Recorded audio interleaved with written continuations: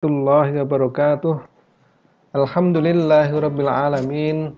Marilah pada kesempatan hari ini kita belajar bersama tentang zakat.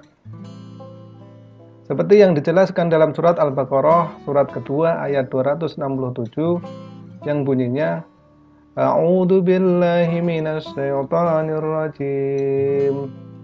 Ya ayyuhalladzina amanu anfiqu min thayyibati ma kasabtum wa mimma akhrajna lakum minal ardh wa la tayammamul khabitha minhu tunfiquna wa lastum bi'akhidhihi illa an tughmidu fihi wa'lamu annallaha ghaniyyun hamid.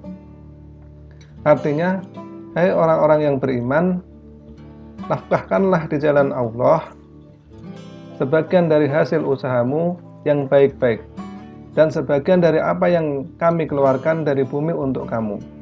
Dan janganlah kamu memilih yang buruk-buruk lalu kamu menafkahkan daripadanya, padahal kamu sendiri tidak mau mengambilnya, melainkan dengan memicingkan mata terhadapnya. Dan ketahuilah bahwa Allah Maha Kaya lagi Maha Terpuji. Kemudian pada pembahasan hari ini kita akan fokus membahas tentang zakat mal. Apa zakat mal? Mari kita bahas 3 hal.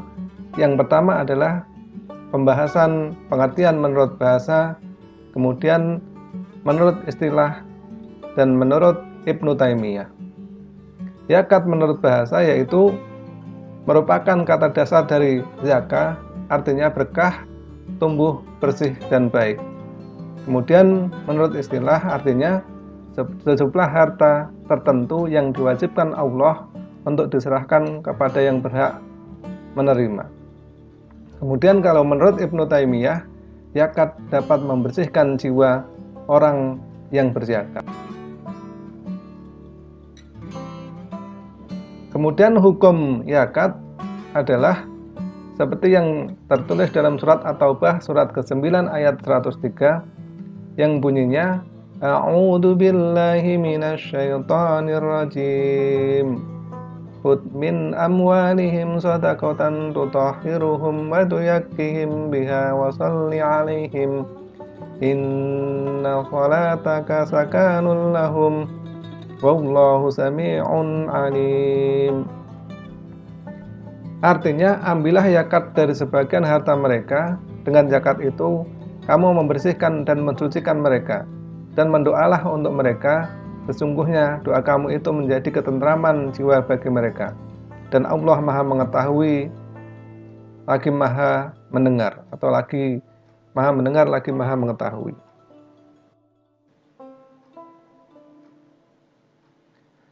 Kemudian di dalam zakat tentu ada ketentuan syarat bagi orang yang wajib zakat. Syarat-syaratnya apa saja? Yang pertama adalah dia Islam. Tentu yang kedua adalah balik. Kemudian yang ketiga berakal. Dan yang selanjutnya adalah memiliki harta sendiri dan hartanya sudah mencapai nisab. Jadi yang keempat ini adalah hartanya sendiri dan hartanya sudah mencapai nisab.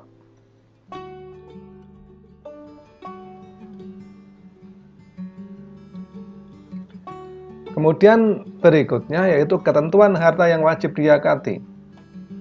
Yaitu yang pertama adalah milik sepenuhnya, atau harta itu milik sepenuhnya atau milik sendiri. Jadi bukan milik orang lain. Kemudian cukup waktu atau haul kepemilikannya. Jadi kalau dalam hal ini nanti ada waktu 1 tahun. Kemudian cukup nisab, artinya nisab adalah nilai terkecil yang wajib dizakati.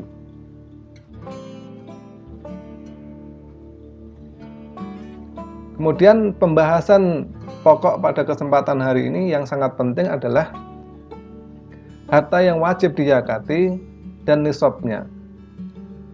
Nanti pembahasannya adalah beberapa hal ini. Yang pertama adalah binatang ternak, kemudian harta perniagaan, harta perusahaan, hasil pertanian, kemudian barang tambang, dan hasil laut, kemudian emas dan perak, dan yang terakhir nanti adalah pembahasan tentang properti produktif.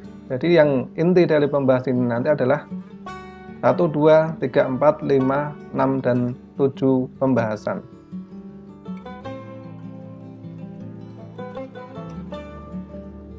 Mari kita bahas yang pertama adalah yang berkaitan dengan binatang ternak.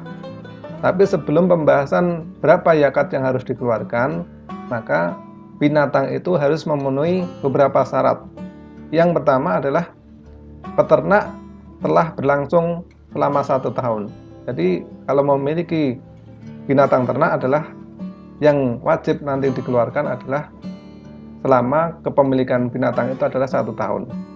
Kemudian binatang ternak digembalakan di tempat-tempat umum dan tidak dimanfaatkan untuk kepentingan alat produksi seperti membajak sawah. Kemudian yang selanjutnya adalah mencapai nisab. Karena nisab binatang ternak nanti berbeda-beda, maka mari kita lanjutkan pembahasan berikutnya. Nisab binatang ternak dan ketentuan zakat yang dikeluarkan. Jadi pada pembahasan kali ini adalah kita membahas yang pertama adalah unta. Silahkan dilihat pada tabel ini. Yang pertama adalah unta. Kalau memiliki 5-9 ekor, maka wajib mengeluarkan 1 ekor kambing. Artinya wajib zakatnya dalam 1 tahun adalah 1 ekor kambing. Kemudian apabila memiliki 10-14 ekor, maka wajib zakatnya adalah 2 ekor kambing. Nomor 3, apabila memiliki 15-19 ekor, maka wajib zakatnya adalah 3 ekor kambing. Kemudian nomor 4, apabila memiliki 20-24 ekor unta, maka wajib mengeluarkan dalam 1 tahun 4 ekor kambing. Nomor 5, apabila memiliki 25-35 ekor, maka wajib mengeluarkan 1 ekor unta umur 1-2 tahun. Dan yang keenam adalah apabila memiliki 36-45 ekor, maka wajib mengeluarkan 1 ekor unta umur 2-3 tahun. Itu berkaitan dengan zakat dan nisab yang dikeluarkan apabila memiliki unta. Kemudian pembahasan yang kedua adalah masih berkaitan dengan binatang ternak, yaitu sapi, kemudian kerbau, dan kuda. Berapa zakat yang harus dikeluarkan? Yang dikeluarkan adalah jumlah hewannya, seperti dalam tabel ini. Nomor 1, apabila memiliki 30 atau sampai 39 ekor, baik sapi, kerbau maupun kuda, maka zakat yang harus dikeluarkan adalah 1 ekor sapi, kerbau atau kuda yang berumur 1-2 tahun. Apabila nomor 2 memiliki 40-59, maka zakat yang harus dikeluarkan adalah 1 ekor sapi, kerbau, kuda umur 2-3 tahun. Kemudian yang ketiga, apabila memiliki 60-69 ekor sapi, maka yang dikeluarkan adalah 2 ekor sapi atau kerbau, kuda yang berumur 1-2 tahun. Apabila memiliki 70-79 ekor sapi, kerbau maupun kuda, maka yang wajib dizakati adalah 1 ekor sapi, kerbau, kuda umur 2-3 tahun, dan 1 ekor sapi atau kerbau umur 1-2 tahun.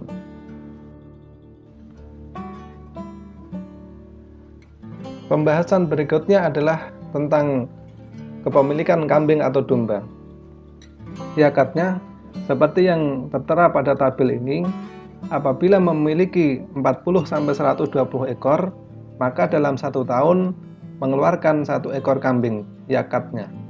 Kemudian apabila memiliki 121-200 ekor kambing, maka dalam 1 tahun mengeluarkan 2 ekor kambing zakat. Kemudian apabila memiliki 201-299 ekor, maka wajib zakatnya adalah 3 ekor kambing.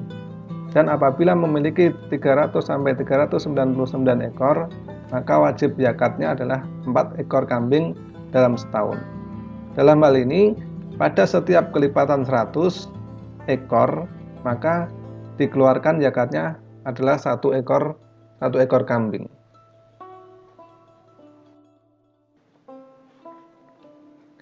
Pembahasan berikutnya adalah tentang perniagaan. Syarat-syaratnya adalah yang pertama, muzaki harus menjadi pemilik komoditas yang diperjualbelikan, baik kepemilikannya itu diperoleh dari hasil usaha dagang maupun tidak. Kemudian yang kedua, muzaki berniat untuk memperdagangkan komoditas tersebut. Yang ketiga, harta zakat mencapai nisab setelah dikurangi biaya operasional, kebutuhan primer, dan membayar hutang.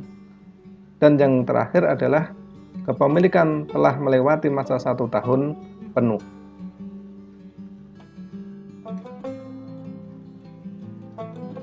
Pembahasan berikutnya adalah tentang zakat harta perusahaan.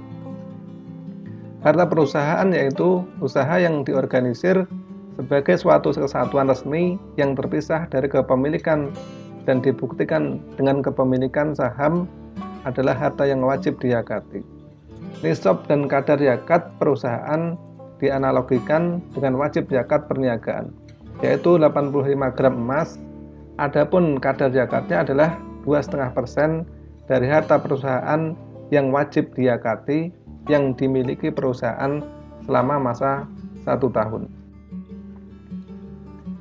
Kemudian yang berikutnya adalah zakat hasil pertanian.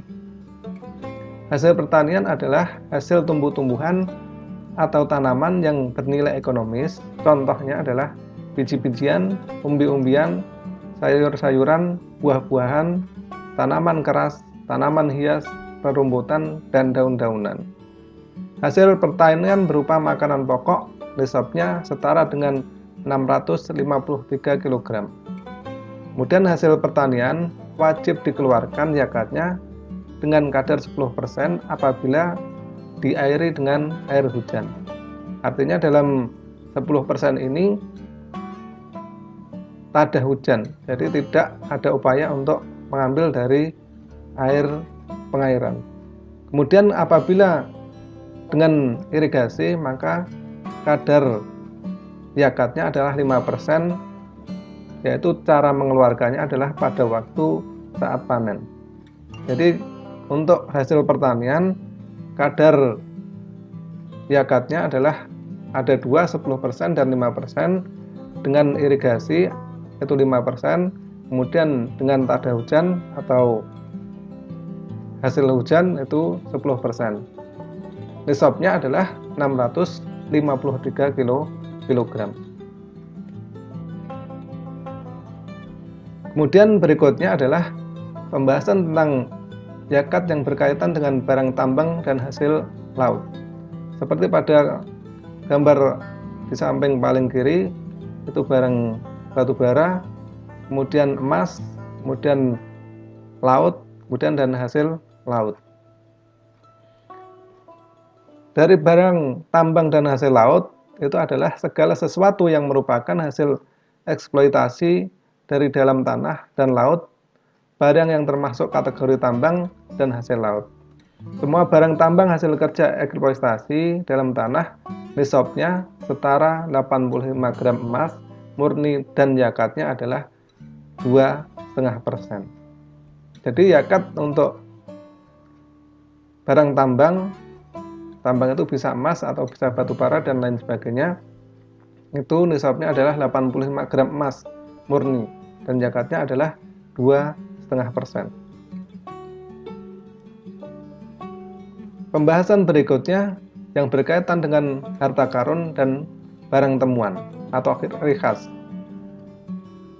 Harta yang tersimpan dalam tanah atau terpendam oleh orang-orang zaman dahulu berupa apa saja yang dapat dimanfaatkan untuk memenuhi kebutuhan manusia dan mempunyai nilai ekonomis yang tinggi. Maka zakatnya ini sangat tinggi, yaitu 20% dari harta yang ditemukan itu. Jadi seumpama mencapai 1 miliar, maka harus dikeluarkan 20%-nya adalah 200 juta untuk dizakatkan.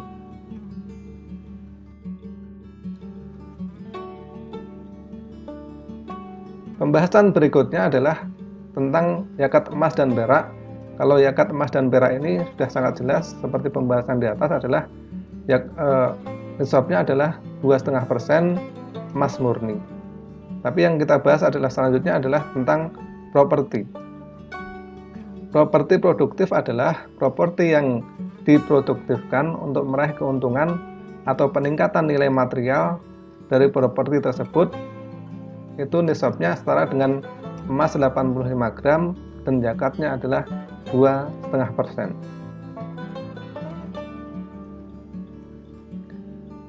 Dari beberapa hal yang sudah disampaikan tentang dasar hukum, kemudian yang wajib zakat dan barang-barang yang dizakati, maka pembahasan kali ini adalah orang yang berhak menerima zakat.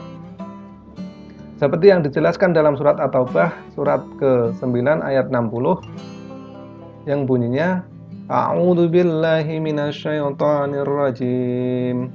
Innamas shadaqatu lil fuqara'i wal masakini wal 'amilina 'alaiha wal mu'allafati qulubuhum wa fir riqab wal gharimina fi sabilillahi wa banis sabil faridatan minallah wallahu alimun hakim.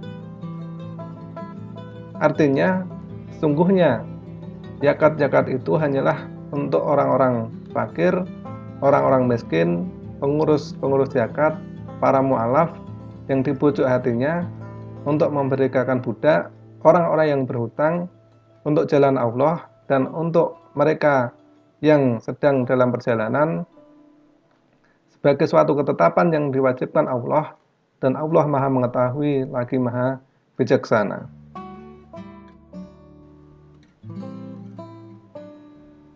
Berdasarkan ayat di atas, bisa disimpulkan yang berhak menerima zakat ada 8 golongan. Yang pertama adalah orang fakir. Apa artinya orang fakir? Orang fakir adalah orang yang tidak memiliki pekerjaan dan tidak dapat mencukupi kebutuhan sehari-hari. Kemudian orang miskin adalah orang yang mempunyai pekerjaan tetapi hasilnya tidak cukup untuk memenuhi kebutuhan sehari-hari. Kemudian yang ketiga adalah amil atau pengurus zakat. Yang dimaksud amil di sini adalah yang pertama adalah orang yang mengambil zakat, menghitung zakat, kemudian mentasyarufkan atau memberikan kepada yang berhak menerima. Itu boleh mengambil sebagian dari zakat mal tersebut. Kemudian yang keempat adalah mu'alaf. Mu'alaf itu adalah orang yang baru masuk Islam. Itu boleh atau mendapatkan zakat mal. Kemudian yang kelima adalah budak atau hamba sahaya. Kemudian yang selanjutnya adalah yang keenam, ghorim. Ghorim adalah orang yang berhutang. Yang dimaksud orang yang berhutang di sini adalah orang yang mempunyai hutang yang sangat banyak tetapi tidak mampu untuk melunasi. Maka ghorim ini berhak untuk menerima zakat. Selanjutnya yang ketujuh adalah fisabilillah atau sabilillah, yaitu orang yang berjuang di jalan Allah, maka dia berhak untuk mendapatkan zakatul mal.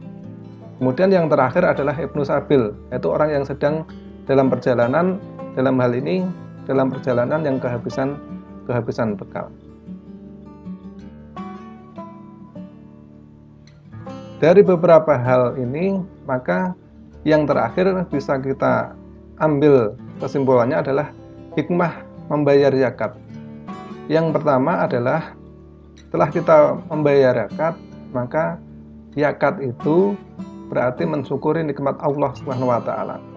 Karena harta yang diberikan kepada kita itu semuanya adalah hanya titipan Allah Subhanahu wa taala. Kemudian yang kedua, hubungan orang kaya dan orang miskin jadi harmonis. Jadi antara orang kaya dan orang miskin tidak ada jarak. Mereka tetap sama kedudukannya di hadapan Allah Subhanahu wa taala.